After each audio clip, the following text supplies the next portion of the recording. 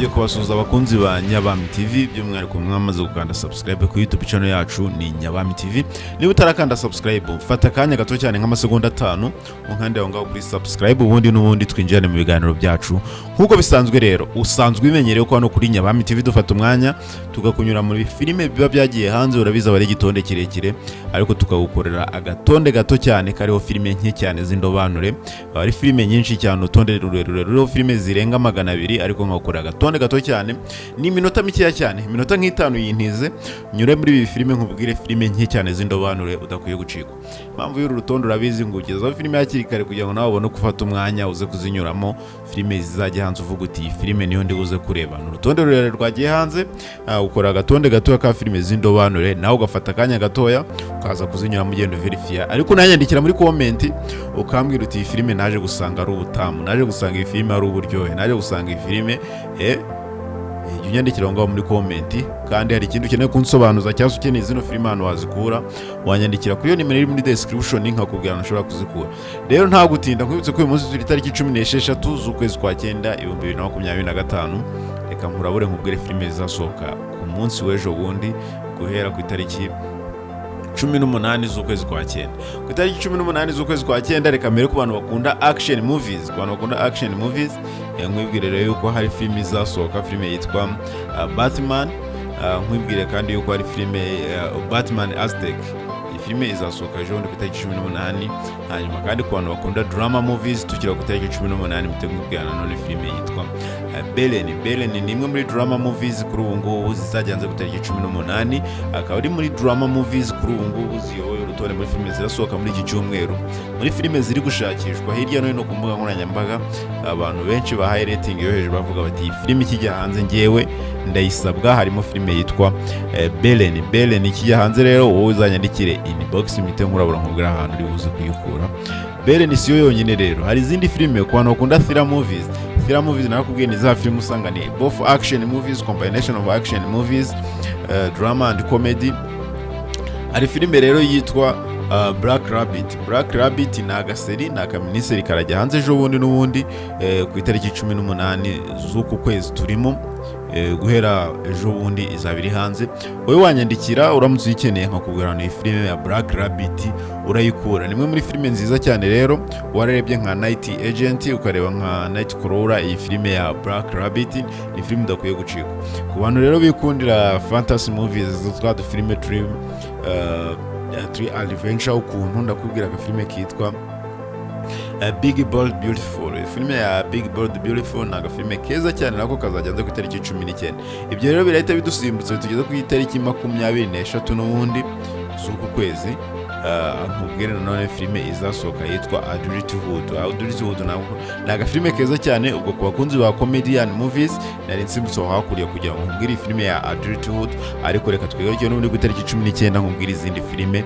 Ni urutonde rwo filime nyinshi cyane ariko ndakubwira filime z'ubwenge cyane udakwiye gucikwa. Nawe uraza kunyandikira ngaho muri comment nkubwire izi filime kuba wazibonera.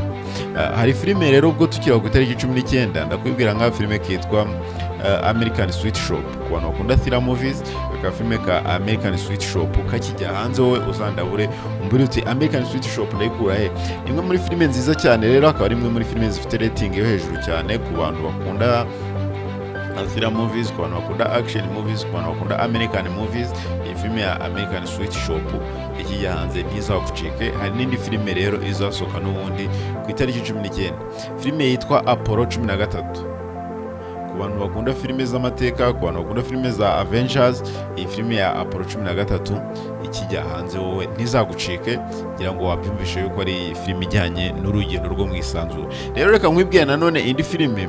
Hari filime iri hano yitwa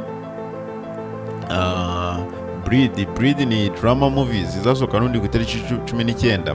Breed Brownsville, iyi filime ya Breed Brownsville naga filime nako kazajyanze ku itariki 19 kakijya hanze wowe uzambwire ngo iyi filime nayikora ku itariki 19. Hari filime nyinshi cyane n'ubundi zizasohoka, ni rwo rutonde tukirebaho, ariko mbere yuko nsimbukira ku yindi reka nkwereke indi filime igitoroshye cyane kiri gukuzanira ku bantu bakunda thriller movies. Hari agafilime kitwa Him. Ku ku bantu bakunda film movies by'umwihariko abakristo dusengana, abantu mukunda filime zishingiye ku myemerere, filime zishingiye ku myizerere, filime zishingiye kuri psychology and sport, horror movies, thriller movies, filime ya him, ni filime kuri ubu ngubu udakwiye gucikwa kuko izabyanze ku itariki 19 z'uku kwezi. Rero nkwibwire n'ubundi tukira kuri uru twonde mpite nkwibwira na filime yitwa London Calling. London Calling ni imwe muri comedian movies kuri ubu ngubu izajyandira ku itariki 19. iri muri filime abantu twiteze cyane tuvuga tuti iyi filime rwose ikijya hanze iyi filime ntizancika. Ndakubwira rero nawe n'urutonde ngumya kugukorera ruriho filime nyinshi, ariko nkakubwira ni muntu wanjye filime nziza nk'izi ngizi ntizizagucike, ziramutse zigucitse rwose waba umbabaje cyane. Hari filime yitwa rero My Sunshine nayo izasohoka ejo bundi ku itariki 19 z'uku kwezi. My Sunshine ikijya hanze wowe wambwira nkakurabura nkakubwira none uyikure, nyandikira muri description niba uyikeneye, cyangwa se nyandikira muri comment niba uyikeneye, description harimo nimero yanjye. Hano hari indi filime rero iyi My Sunshine nkwibutsa yuko nimwe muri drama movies, ariko akaba ku bantu bakunda rero horror movies, reka nabo mbagarukeho ntabwo nabibagiwe. Horror movies hari filime yitwa Night of the Reaper naga filime keza cyane, ijoro ry'umusaruzi. Ku bantu bakunda filime za horror movies, iyi filime ya Night of the Reaper naga filime keza cyane kuri ngubu, ntukwiye kugacikwa. Uramutse ukunda filime z'amazimu, filime z'abadayimoni, uramutse ukunda filime za Kenjo, iyi filime ya Night of the Reaper naga filime keza cyane utari ukwiye gucikwa. Hari indi filime rero yitwa Peacook naga comedian movies kari hanze, nako kazasohoka ku itariki 19. Peacook kijya hanze uzambaze ngo Peacook ndayikura he. Hari kandi rero hari udufilime twinshi tuzasohoka ku itariki 19 nahoze ntungamo igitoroshi, ariko ku bantu bakunda romantic movies ndaje nkubwire filime udakwiye gucikwa. Kamanze nibwira abantu bakunda thriller movies udufilime tubiri twonye mite nkubwira filime za romantic. Ku bantu bakunda rero thriller movies reka nkwibwira ka filime kitwa Peacook. Filime ya Peacook naga filime nako kazajyanze ku itariki 19, ariko singatindaho cyane kwa kungiye kukwibwira filime yitwa Prisoner of the War naga filime keza cyane. Ka filime ka Prisoner of the War naga filime kazajyanze ku itariki 19. uramutse ukunda filime za Scot Adkins, muri filime namugaruye azaba yirimo cyane muri Prisoner of the War. Uramutse warakunze filime za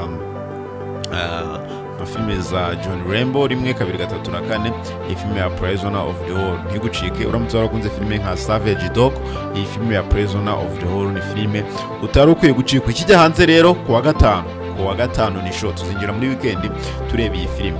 Hari izindi filime rero n'ubundi bizasohokana ku 19, ntabwo ari yo yonyine, hari izindi filime bizasohokana, ariko reka manze mwibwira ka romantic movies kitwa She Said Maybe naga filime n'ubundi kazajyanze ku itariki 19. kakijya hanze wowe uzambaze ngo iyi filime ya She Said Maybe ko nyikeneye muri iyi weekend. Iyi filime ya She Said Maybe niyo izatwinjiza muri weekend.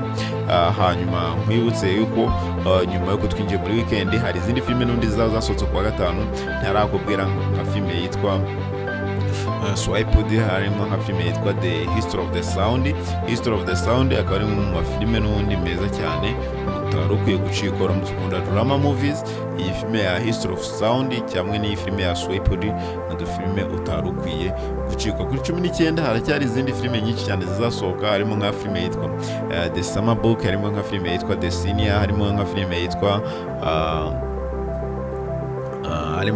yitwa Zeno, harimo nka filime yitwa Bodyguards of Rise izasohoka kuri 23.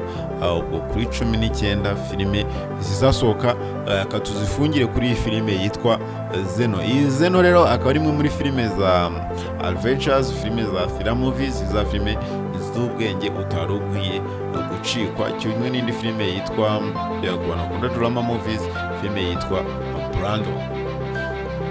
Niba utarakanda subscribe ku YouTube channel yacu, fata akanya gato cyane kandi subscribe ku YouTube channel yacu, ubundi n'ibindi biganiro tugenda tugutegura hano nka Nyabami TV bitazajya bigucika. Gukunda cyane.